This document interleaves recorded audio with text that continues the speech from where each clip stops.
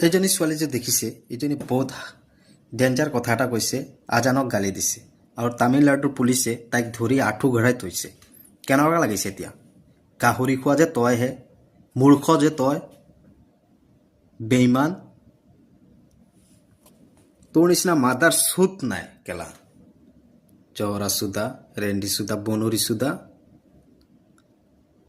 কিন্তু তো আঁঠু ঘূৰাই থৈছে তোক এতিয়া কেনেকুৱা লাগিছে তোক বেইমান চালা যি মুখে দিয়া তাকে কৈ থাকো হা